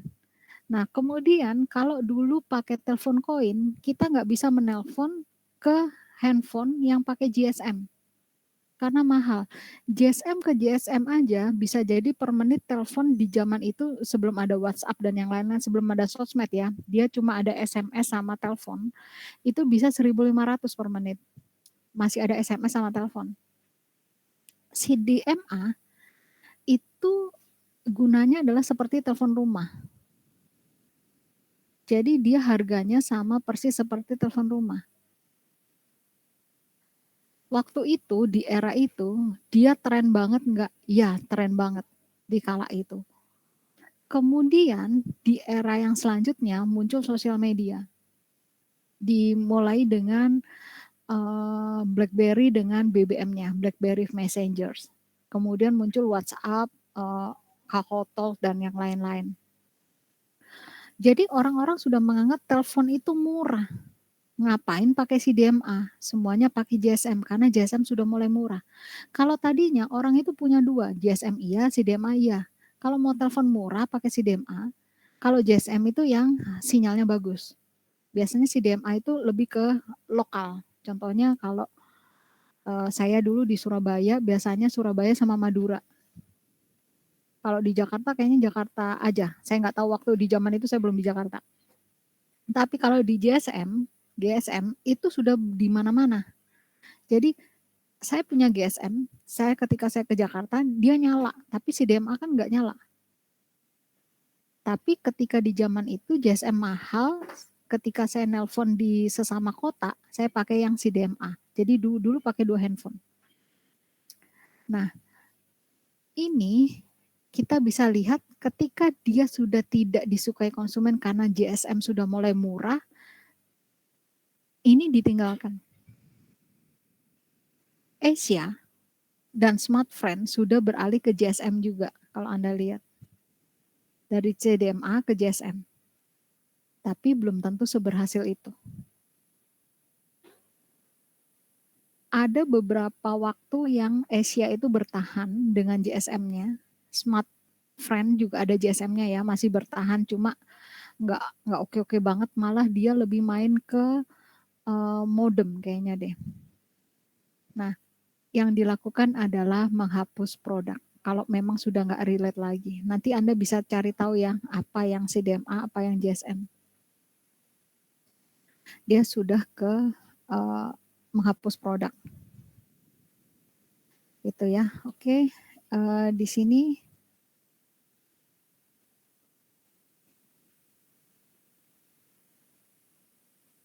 oke, ini pertemuan terakhir, masih ada waktu, ada yang ditanya? Ada yang bertanya? Jangan lupa minggu depan masih ada onsite, ada Pak Michael Christian. Ada yang bertanya di sini? Masih ada waktu 5 menit.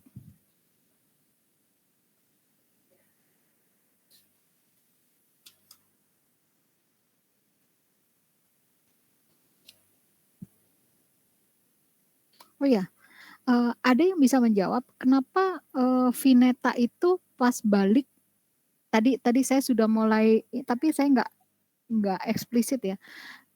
Kenapa Vineta itu pas dilakukan nostalgia marketing itu tidak berhasil? Menurut Anda kenapa? Ada yang bisa menjawab? Masih ada waktu?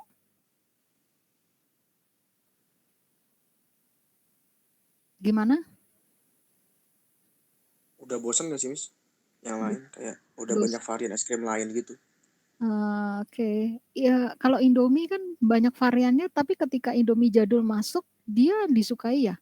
Ada yang salah kan di Vineta menurut Anda?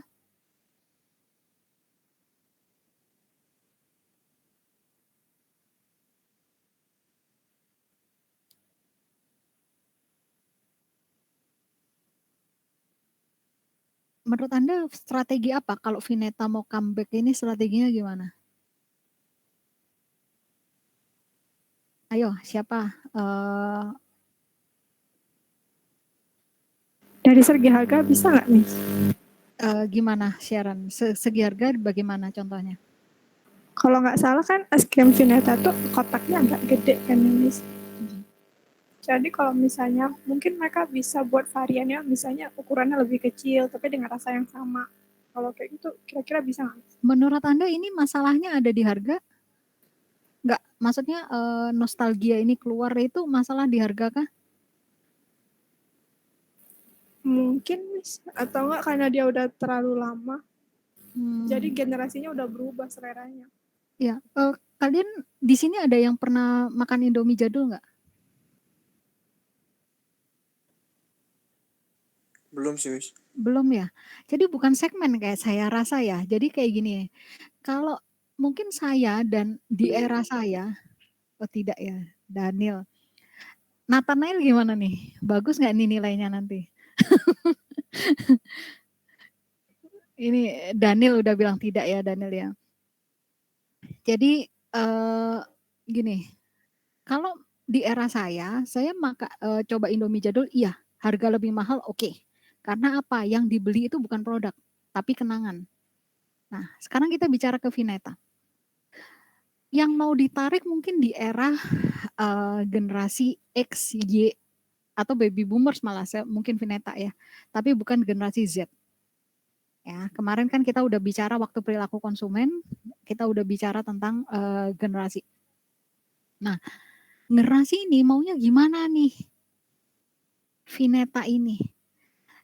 Menurut saya dia muncul comeback di era orang-orang itu sudah meninggalkan es krim supermarket kayaknya. Dia lebih ke arah Misway dan yang lain-lain. Di era es krim resto.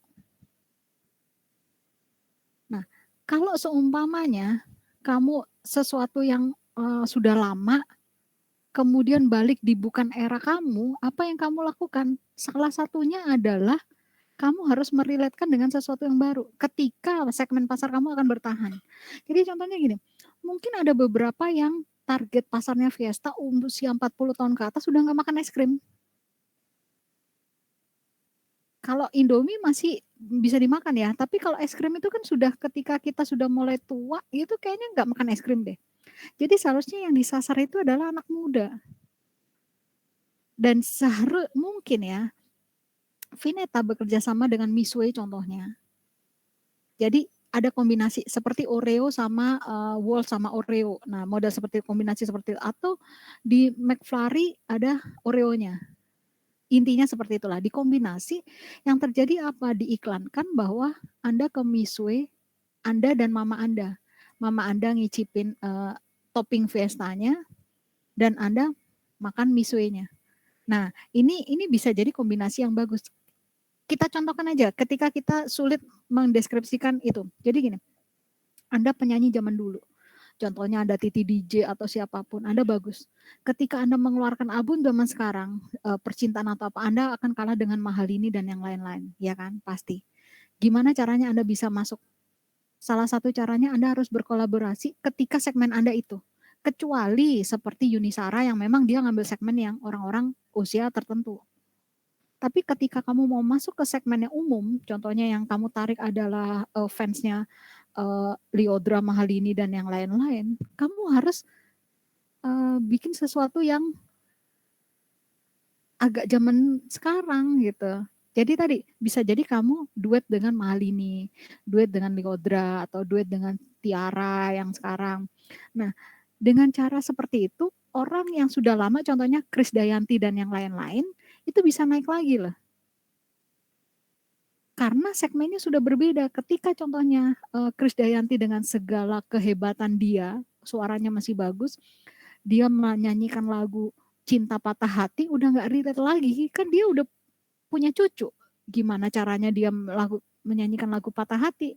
Udah nggak relate. Tapi dengan cara dia bekerja sama dengan yang lebih muda atau lebih ke arah lagu-lagu yang bersifat umum, nggak lagi percintaan anak muda, dia akan lebih masuk. Ya sama seperti Vineta, saya rasa ketika dia disandingkan sendirian dan segmennya dia contohnya yang menantikan romantisme atau nostalgia di es krim itu sudah tidak lagi makan es krim, saya rasa ini agak susah ya, kecuali tadi dikombinasi. Jadi ketika dia mengkonsumsi es krim tadi dengan anaknya, masih relate. Kecuali gini ya, mobil Kijang. Ada kasur alga spring bed. Itu juga dia menawarkan nostalgia marketing. Jadi di iklannya ada anak sama ibunya duduk di kasur, kemudian anak tadi menua, anak tadi menjadi dewasa, ibunya menua. Nah itu juga nostalgia marketing kan, berarti dari dulu sampai sekarang pakai kasur merek ini. Dan itu oke, tapi kalau es krim agak susah, karena es krim itu hanya dimakan di satu segmen. Di segmen yang agak tertentu dia udah gak makan es krim lagi. Agak sulit untuk menarik ini ya. Tadi salah satu caranya bisa itu kombinasi. Ya sama seperti penyanyi zaman dulu. Kamu kalau mau naik lagi kombinasi, kamu harus kerjasama sama penyanyi zaman sekarang. Anda lihat Yovie Widianto, dia tetap bertahan loh. Dengan cara apa? Dia ngajak orang anak-anak baru lagi. Lagu ciptaannya. Jadi tetap terus. Kalau enggak dia segmennya itu-itu aja. Gitu. Nah itu bisa jadi seperti itu, kita bicara marketingnya. Jadi kita lihat yang pertama, yang tadi, bring knowledge. Bagaimana caranya kamu bisa masuk ke segmen yang kamu inginkan. Jadi kalau kamu mau membuat segmen yang sebelum berbeda, ya nggak ada masalah. Seperti Yunisara segmennya tertentu. Jadi dia lagu-lagu lama, dia nggak bakalan masuk lagu baru. Ya kayak gitu ya nggak apa-apa, tapi pasarnya pasti kecil. Nah itu kamu harus pastikan seperti itu. Jadi Anda bisa lihat ya sekarang kalau zaman pilpres seperti ini, yang tadinya serius bisa jadi masuk sosial media untuk apa? Menarik pemilih muda. Mungkin nanti cawapresnya adalah dari orang-orang yang bisa dekat dengan orang muda agar untuk menarik konsumen muda. Nah pasti seperti itu. Jadi kombinasi itu penting untuk mengatasi kekurangan dari kita sendiri. Gitu. Oke, nanti kalau ada yang ditanya selanjutnya kita bisa diskusi ya di lain waktu. Kayaknya ini Anda semester berapa sekarang? Semester berapa ini? Sekarang 6 7 ya? 6 ya? 7 itu udah skripsi ya. Mungkin ya yang saya bilang manajemen merek itu marketing yang sudah paling tinggi kayaknya deh. Jadi kayaknya semester depan udah nggak ada mata kuliah marketing lagi. Ya udah, kalau ada yang ditanya apapun itu, maksudnya mau membicarakan ini temanya apa buat ide skripsi atau apapun yang ada hubungan sama manajemen merek, bisa info ke saya. Kalau saya seumpamanya bisa bantu, ya kayak gitu. Jadi kalau ada yang nggak paham dari materi dari pertemuan 1 sampai sekarang atau yang materi yang minggu depan, Anda bisa bertanya langsung. Saya akan berusaha jawab. Jadi karena apa? Marketing itu seperti saya bilang, kamu jangan belajar teori. Yang kamu belajar adalah logika. Karena apa? Teori itu ya teori tetap dipakai ya sebagai dasar, tapi logika itu kita harus sesuai dengan perkembangan zaman. Jadi jangan berpikir bahwa seperti saya contohnya, saya berpikir di tren masa SMA saya, ya nggak bisa lah. Saya harus tren yang sekarang, itu gimana yang dipikirkan, harus seperti itu. Anda juga seperti itu.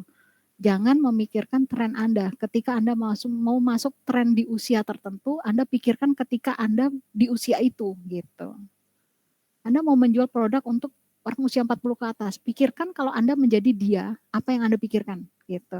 Jadi jangan berpikir kalau itu adalah Anda. Itu yang paling penting adalah seperti itu. Ekuitas dilakukan dengan brand awareness. Orang harus sadar merek itu ada, baru kita mikirin. Dan kedua brand image, gitu ya. Jadi Anda harus dikenal dulu, baru image dibentuk. Kalau Anda nggak dikenal, image kamu bagus percuma. Anda dikenal, nggak punya image juga percuma. Ya, jadi harus dua ini untuk ekuitas merek. Gitu ya. Oke, untuk manajemen merek sampai sekian. Terima kasih atas mengikuti mata kuliah marketing selama ini dari manajemen pemasaran, perilaku sampai merek. Sampai ketemu lagi mungkin di skripsi atau di sidang. Sampai ketemu lagi, selamat siang. Terima kasih, Miss. Terima kasih, Miss. Selamat siang. Terima kasih, Miss. Makasih, Miss.